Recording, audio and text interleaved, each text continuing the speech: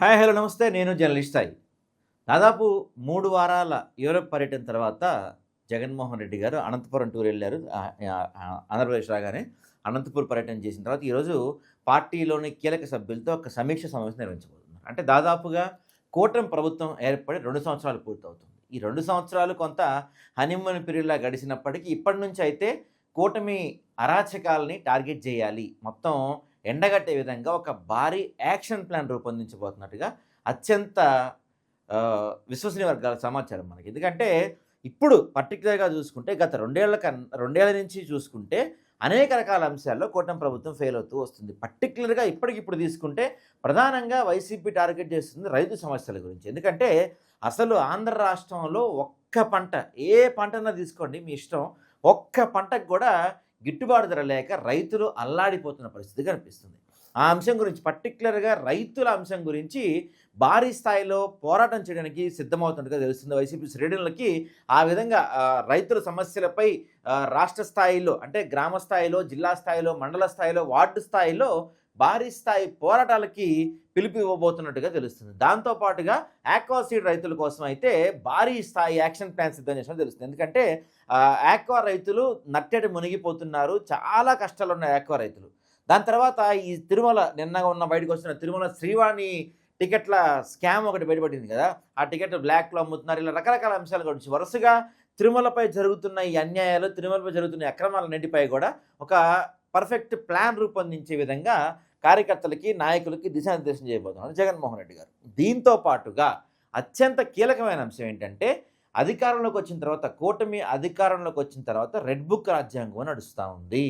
పర్టిక్యులర్‌గా వైసీపీ తరపున ఎవరైతే వాయిస్ వినిపిస్తున్నారో, ఎవరైతే ప్రభుత్వ తప్పుల్ని ఎత్తిచూపే ప్రయత్నం చేస్తున్నారో, ఎవరైతే మాట్లాడుతున్నారో వాళ్ళందరిపైన ఏదో విధంగా అక్రమ కేసులు బనాయిస్తూ ఉంది కూటమి ప్రభుత్వం. సో ఈ కేసులు బనాయించిన వాళ్ళపైన అక్రమంగా కక్షగట్టి వాళ్ళని ఇబ్బంది పెడుతున్న అంశం గురించి దీనికి ఒక ఎండ్ రావాలి, దీనికి ఒక ఫుల్ స్టాప్ పడాలి అనే విధంగా ఒక భారీ యాక్షన్ ప్లాన్ సిద్ధం చేసినట్టు కూడా తెలుస్తుంది. దీంతో పాటుగా ఏదైతే రాష్ట్రంలో గతంలో 2019 నుంచి 24 మధ్య కాలంలో జగన్మోహన్ రెడ్డి గారి హయాంలో డెవలప్ చేసిన విద్యా వ్యవస్థ ఏదైతే ఉందో ఆ విద్యా వ్యవస్థ ఇప్పుడు భ్రష్టు పట్టిపోతుంది. దాదాపు 70,000 కోట్లు ఫీజు రియంబర్స్మెంట్ పెండింగ్ ఉన్నాయి. దాంతోపాటుగా గతంలో ఏదైతే 69% 72% ఉందో మన రాష్ట్రంలో లిటరసీ రేటు, ఇప్పుడు అది దాదాపుగా 69%కి పడిపోయింది. అంటే డ్రాప్ అవుట్స్ ఎక్కువైపోతున్నాయి, స్కూల్ డ్రాప్ అవుట్స్ విపరీతంగా పెరిగిపోతున్నాయి. ఈ అంశాలన్నిటిపైన కూడా ఒక రాష్ట్ర వ్యాప్తంగా కార్యకర్తలకు పిలిపించి ఒక దిశానిర్దేశం చేయబోతుందో తెలుస్తుంది. ఎందుకంటే 2027 మధ్య నుంచి కానీ 2027 చివరి నుంచి కానీ జగన్మోహన్ రెడ్డి గారు పాదయాత్ర స్టార్ట్ చేయబోతున్నారు.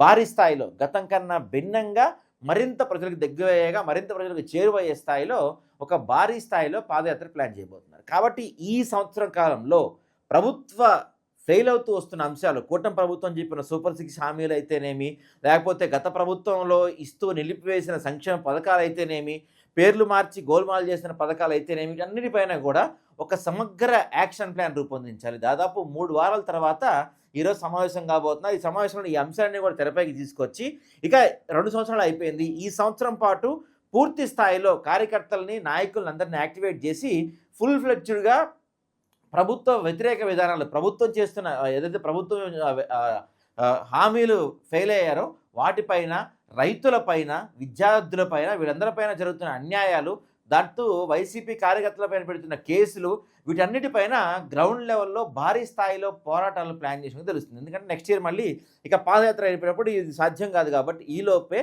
వాటిపైన ఒక భారీ యాక్షన్ ప్లాన్ సిద్ధం చేస్తున్నట్టు తెలుస్తుంది. ఏది ఏమైనా మొన్న వచ్చిన 5 రాష్ట్రాల రిజల్ట్స్, తమిళనాడులో వచ్చిన రిజల్ట్స్, ఇవన్నీ ఒక ఎగ్జాంపుల్గా తీసుకొని, అవన్నీ ఒక కేస్ స్టడీస్గా తీసుకొని కార్యకర్తల్ని ఒక సమాయత్తం చేసేందుకు ఈరోజు ఒక సమావేశం జరగబోతుంది. దాంతోపాటుగా రానున్న సంవత్సర కాలంలో భారీ స్థాయిలో వైఎస్ఆర్సీపీ నుంచి ఒక యాక్షన్ ప్లాన్ రూపొందించబోతున్నారు. కింద లాస్ట్ కార్యకర్త దగ్గర నుంచి, గ్రామ స్థాయి కార్యకర్తల నుంచి బూత్ స్థాయి, మండల స్థాయి, జిల్లా స్థాయి కార్యకర్తల వరకు కూడా ప్రతి ఒక్కరికి ఒక ప్రణాళిక రూపొందించి ప్రభుత్వంపై ఏ విధంగా పోరాడాలి, కేసులు పెడితే ఏ విధంగా ముందుకెళ్లాలి అంశాలపైన ఒక డీటెయిల్డ్ యాక్షన్ ప్లాన్ రూపొందించబోతున్నట్టుగా విశ్వసనీయ వర్గాల సమాచారం.